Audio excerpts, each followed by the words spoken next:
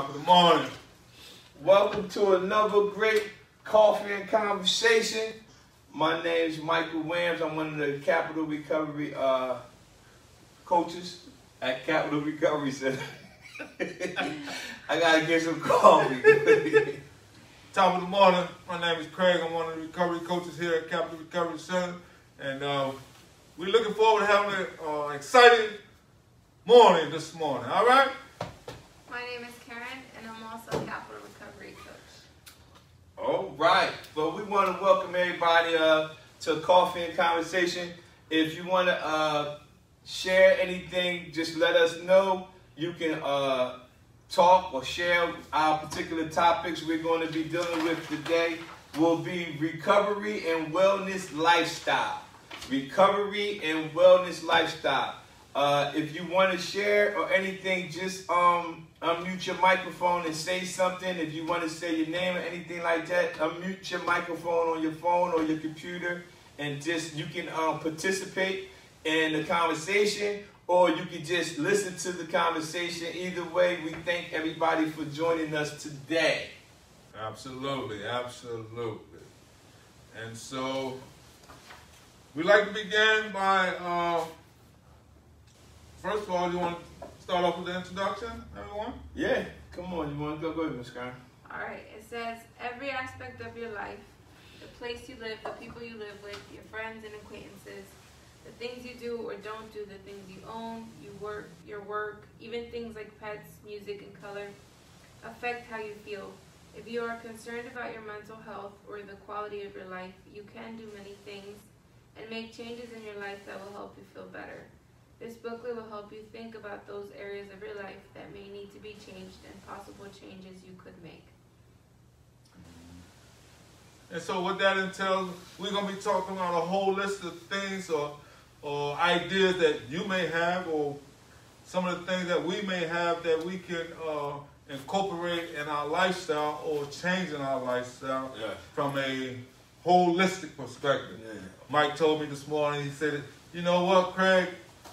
That's one of your favorite words. And he was right. I said, yeah, holistic is very important. So just don't focus on one phase or stage of change in your life. Think about multiple ways of changing. Okay, so the reason why it's important to deal about the overall individual of change, me personally, for the 22 years that I struggled with drugs and struggled with criminal lifestyle, it has been 12 years that I have been removed from that lifestyle. However, I don't want individuals to think that I changed in one day. It was not one day that everything changed. It was a process of me changing different things in my life that led to the lifestyle that I now live. So this particular thing that we're going over, we're talking about creating change, thinking, actions. Creating change, thinking, actions. And then we're going to discuss taking charge, regaining control of our lives.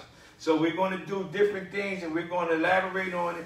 And then we're going to pinpoint or go off of each other's thoughts and ideas related to not just our own life, but things that we have experienced with our family members or people outside of our family overall. The key message that we want you to understand is change is a process. It's not a one-time event. It takes time. Change is not a one-time event. It's a journey. It takes time to change in these areas, and I never want anybody to think that they're just going to change just like that. Yeah, so like Mike was saying, I just want to piggyback. Change is hard and difficult for some people. And like me and Mike was talking earlier about being motivated. Some people are motivated and some people are not motivated. Yeah. Mike, you want to share that, what you was telling me earlier? I was explaining to him that one of my mentors in 2009, he was mentoring two individuals. It was me and one of my friends, actually. And he says, he gave me the demonstration. He says, it's easy to work with people who already have a flame lit than it is to work with somebody who don't even have any flame lit. What he mean was, I had a whole bunch of fire. He said, you have a whole bunch of enthusiasm, you have a whole bunch of fire.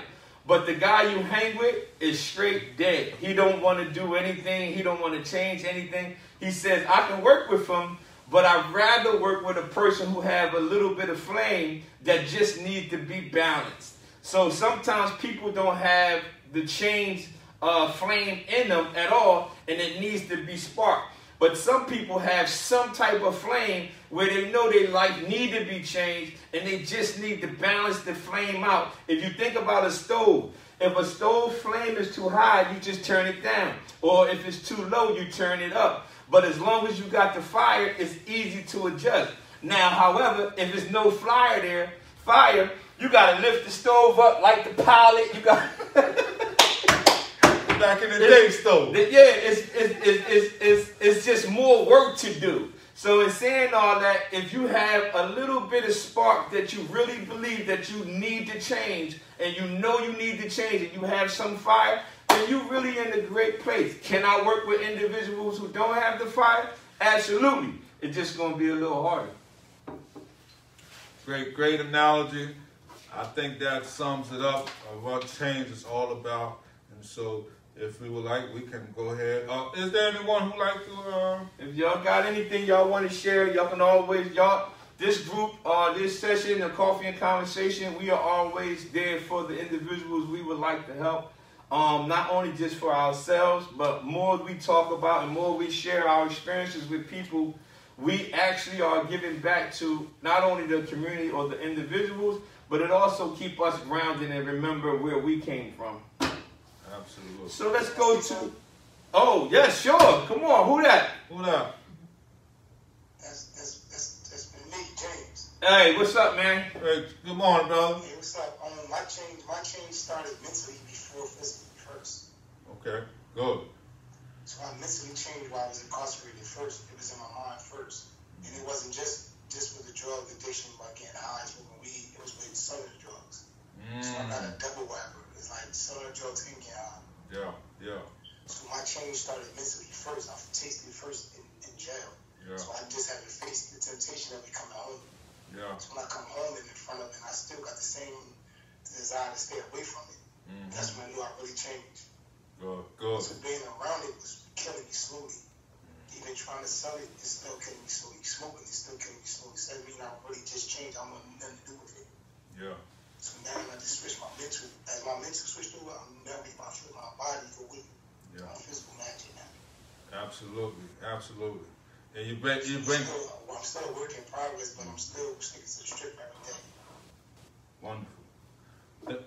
Thank you for sharing that. That's a true statement. You know, a lot of people just think addiction only surround drinking or using substance abuse. Like you said, James, there's many aspects of addiction. Selling it. That's adrenaline. Some people, you know, they like the fact of getting money, fast money, or driving fast cars. And so you're absolutely right. Now, also, he said a lot of key points that people can pick up on and realize. One of them that I want to talk about was he made the change mentally inside incarceration. Absolutely. The things that I do now in my life, literally, I started thinking about doing it when I was in jail or in the program. I just didn't know how to manifest what I was thinking until I went through the process of changing. But I always had it in my head, I got to do something different. Absolutely. I knew it, but I just didn't know how to carry it out. I was like, I know what to do. I know I got to do it different. So that's good that he said that because that's how change has to come. Yeah. Once the individual's changing their mind first, the rest is basically history. They just got to start putting it into action. Yeah, thank you for sharing. And attending this group is something, it's a change, like him being here and sharing like that. Like I said to him, this is the part of the process of change and letting everybody know and sharing your experience with other individuals and letting them know that they have the ability to be able to change as well. So we need you to keep doing that, man. Just stay on the process of doing that and sharing us exactly the experience that you need to have. Because most people in addiction or in incarceration, criminal lifestyle, they keep waiting until they get to a certain place to change when really the change got to start. I call it an inside job. It's an inside job. You have to change inside first, and then everything else will change. Let's read. You want to read? Yes. Go ahead, Karen. It is not always easy to take the action necessary to create change. However, without taking some action, you cannot make changes in your life that may be necessary to help you feel better. Every time you take a positive step in creating change in your life, give yourself a pat on the back or reward yourself by doing something nice for yourself, like taking a warm bath, going for a walk, or spending some time with a friend. Hold on, I gotta jump in. All right, come on. Every time you take a positive step in creating change in your life, give yourself a pat on the back.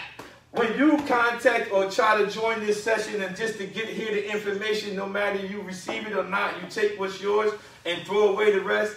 When you do something in your life, a positive change, give yourself a pat on the back. Go get yourself a smoothie or something, man. I'm going to McDonald's. What's this for? Man, I signed up for this winter call today, man. I'm on my way. I went for this job interview today. I'm on my way. Give yourself a pat on the back. That's why I always talk about minor adjustments. But you have to celebrate those little things. When I first tried to stay away from using drugs and everything, the first thing I did was stay away from my friends.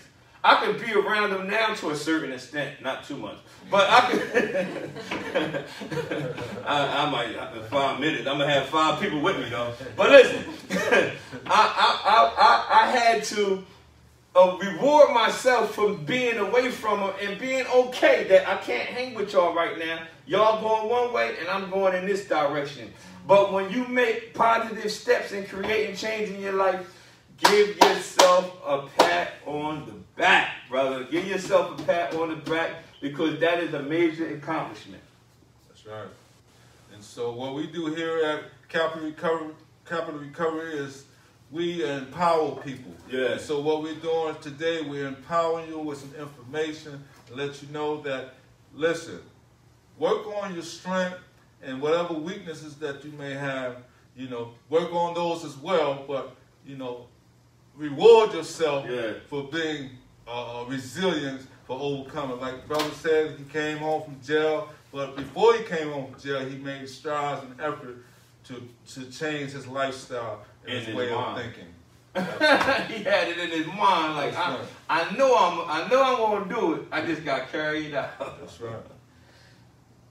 It says, you also may want to keep a written record of the change you are creating in your life in a notebook or a journal.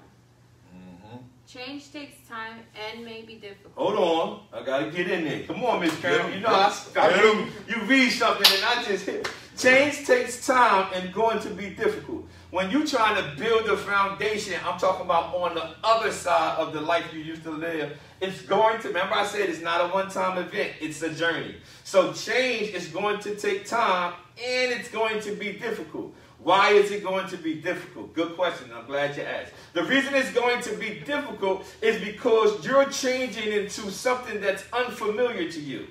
When you're going into a different lifestyle, it's unfamiliar to you. Don't abandon ship, but understand this. It's going to be difficult. So when you're trying to prepare, you're trying to get your own house. The first time I got my own car, like legally brought my own car, it was a miracle to me. I'm like, man, I never really had a legal car. Like nothing wrong, nothing illegal. The stickers right. So it was a miracle. It was like, man, I came home one day with the car. My wife said, man, where you get this car from? And you know, it was difficult because it was a new lifestyle. But understand, when you're building your foundation, change will be difficult. It's going to take time and it will be difficult. Some things won't pan out automatic. Stick with it. Just stick with it, stick with it. And eventually it will work in your favor. Yeah. You may have to overcome many obstacles. Take small steps. Don't give up. Be persistent. Keep working toward whatever it is that will help you to feel better and enjoy your life more. Making change is being able to see beyond yourself to what the solution might be. Be persistent. You know, there's a phrase that says persistence overcomes resistance. And so if you're persistent in anything that you're striving to do, then you can overcome those obstacles that this article made mention of. So anyone else would like to share some of this before we go on? If not, we can go on, Karen. Creating change is something you need to do for yourself. No one else can do it for you. Others can help you and support you as you create change, but it is up to you to do what needs to be done. You will be the one that benefits from successful change. Good God, oh my. Yeah, it says creating change is something you need to do by yourself. No one can do it for you. Others can help you and support you as you create the change. But it is up to you. That is some of the most true. That's a universal truth for anybody, no matter what your spiritual beliefs are, no matter what race you are, no matter where you came from, no matter what you had or didn't have. The change is ultimately up to you. Once you change your mental state of mind about thinking about what you used to do versus what you need to do, it still will be up to you. Nobody can do it for you. They can support you. We are recovery coaches and Capital Recovery Center. We support people all over from different walks of life. We support them, but we know without a shadow of a doubt, if they're going to change, it's ultimately going to be their decision. Up to them. That's right. Yes. And so we are peer support coaches, and so what that includes, me myself, I have been through the ringer. What I mean by being through the ringer, I've been using substance abuse. I'm in recovery. I've been through the Department of Corrections system and all that stuff, but I transformed my life. But let me share this. When I was younger, people say, you high, and I say, I ain't high. I got it under control.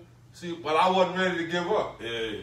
But until I made my mind, just like brother's name, James, like he said, when he was incarcerated, I reflect back, because what he's saying is the same thing that I reflect before I went to the TC program. And that's the therapeutic community down Southern State.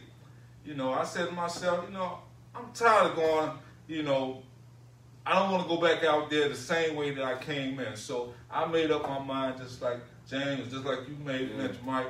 And so it's all up to the individual. We can pump it in the head, but when you're ready, you're ready. You'll know. Absolutely. Let me touch bases on that. Come on, let's go. Let's let it rip. When I was going, the change part, like I felt it just how I caught it. I caught it when when I was in the county talking to people, and I've seen them talking. Like it's touching base, like you said about the fire and the flame.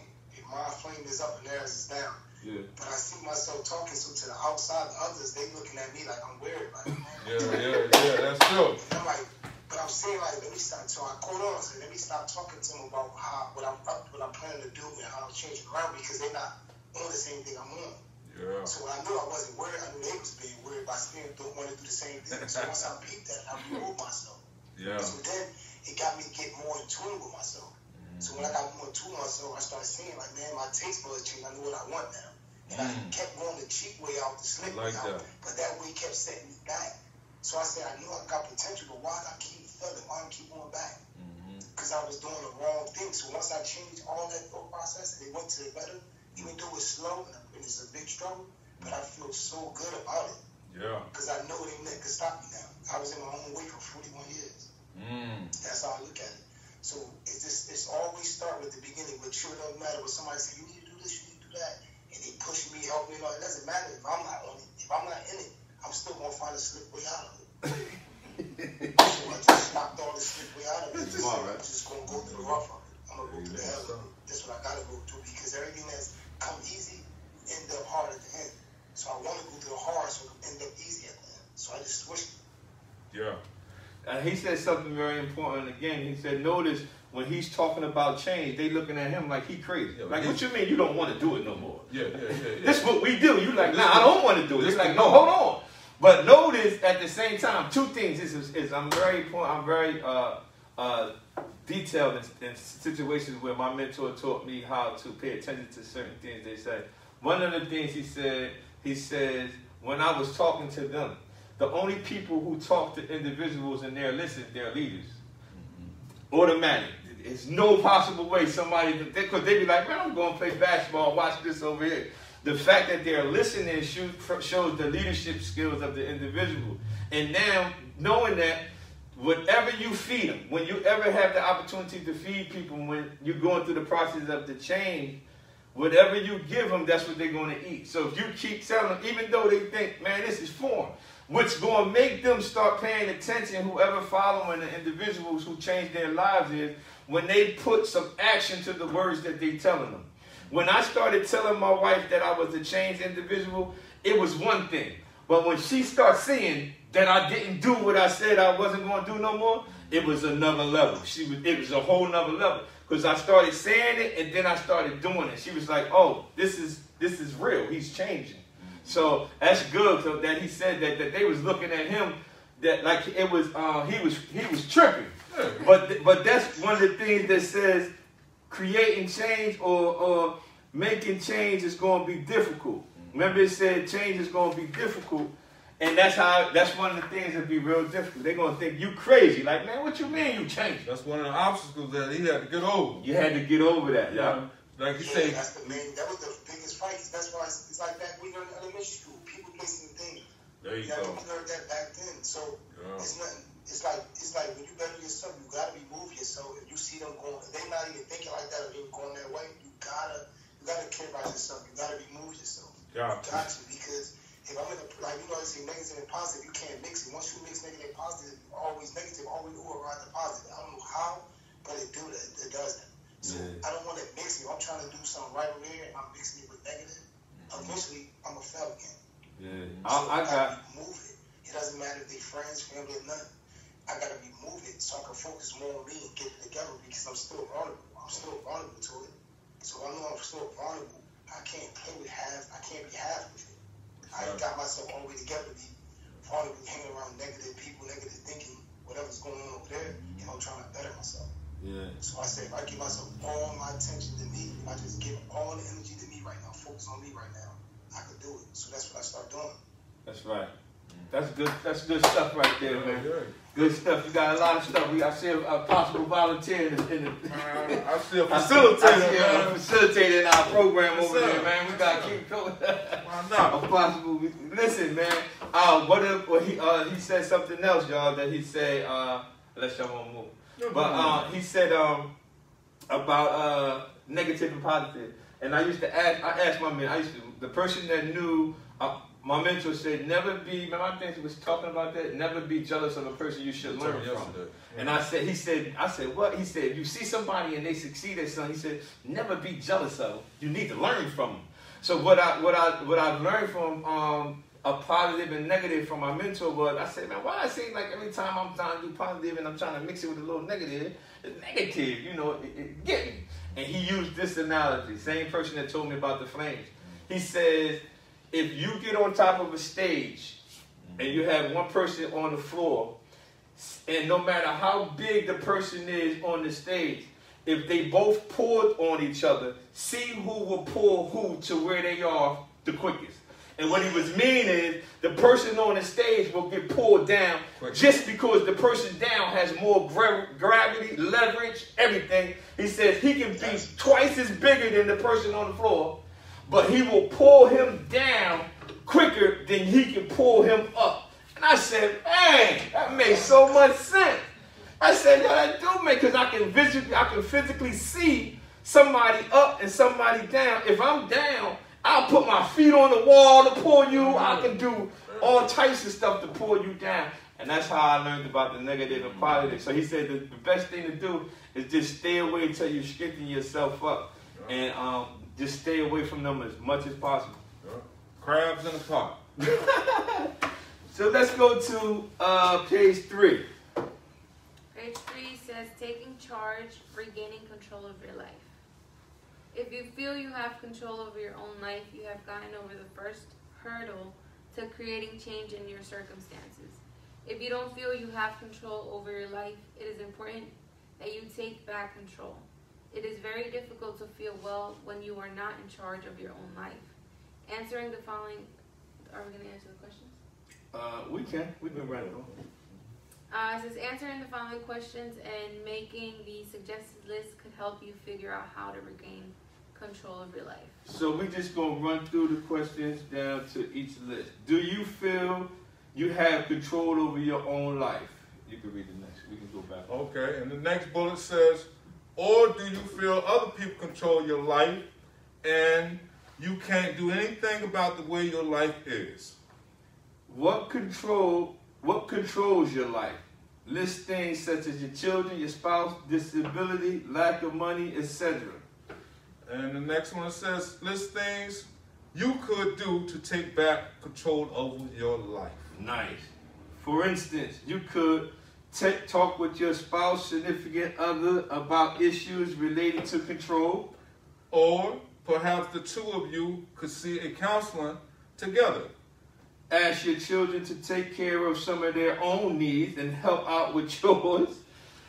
And get a part or full-time job doing something you enjoy. Or attend a class on money management. That's a good class that we need to teach about money management or opening a business, stuff like that. We're going to start teaching those. Budgeting. Budgeting. We're going to do live, do videos like that too. Or you could learn sign language. Now, nice. Or Spanish. Or Spanish. I want to learn Spanish. So we got Karen here. We got Karen. She can teach us a few things. Yeah.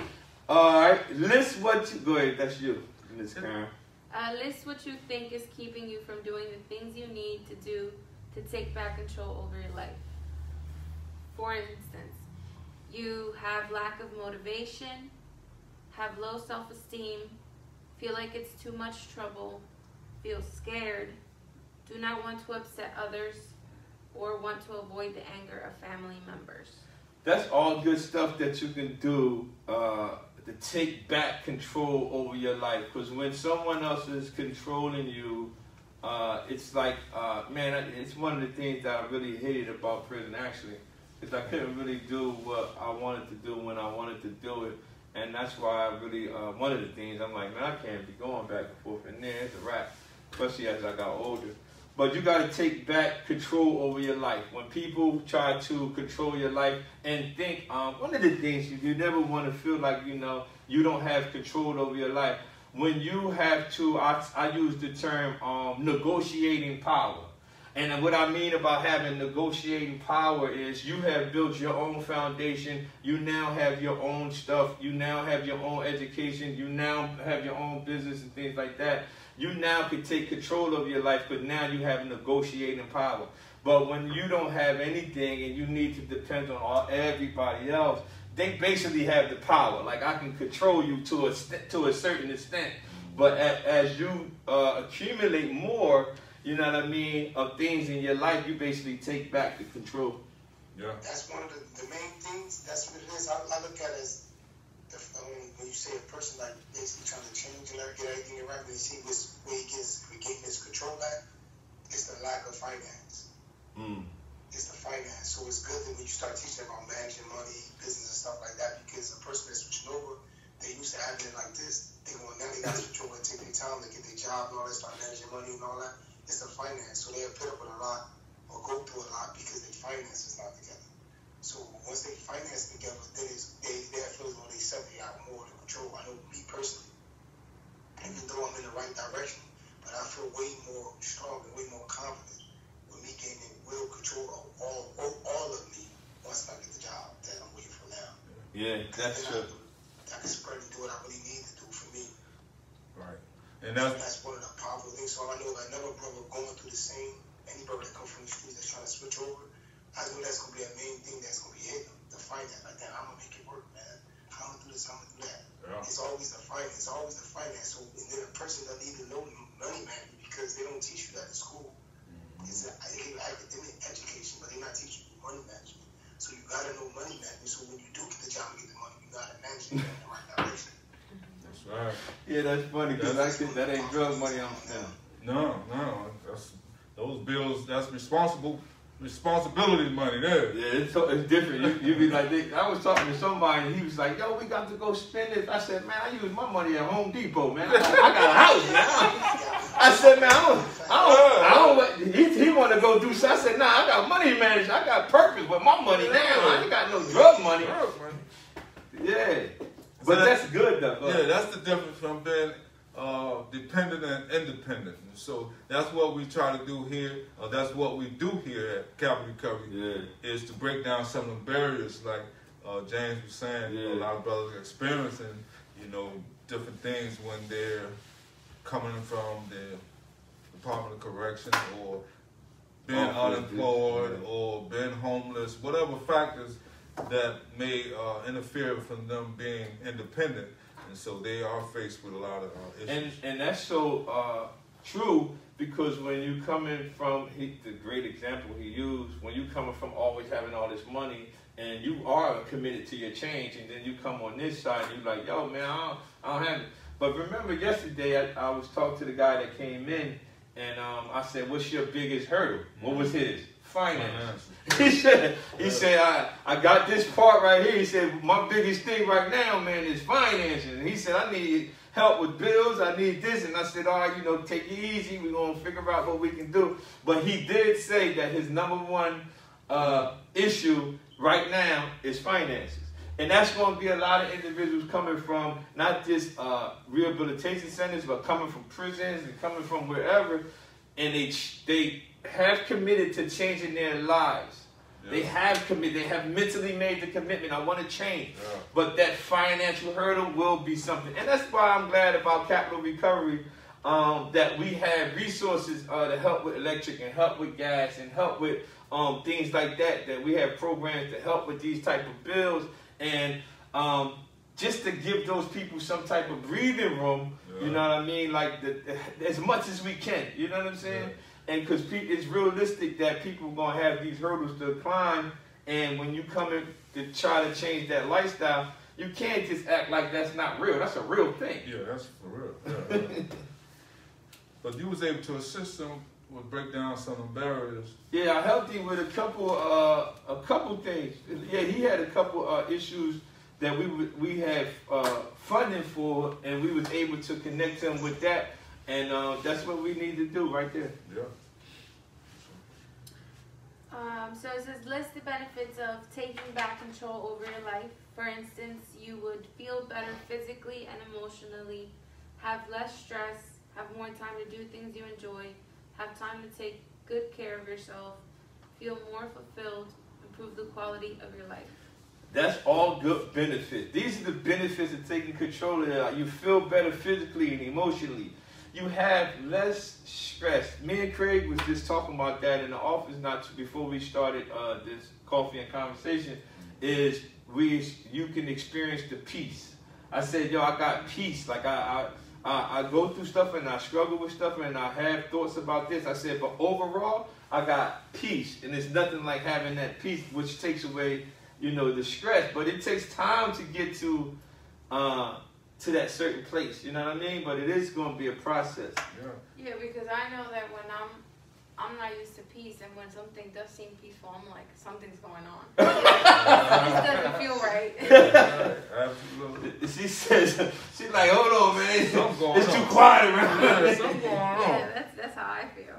And that's basically what we're talking about, and that's what we shared as recovery and wellness lifestyle. Yeah. And so we taking charge and regaining your control of your life. Again, we are here at Capital Recovery Center. My name is Mike Williams. I'm one of the recovery coaches.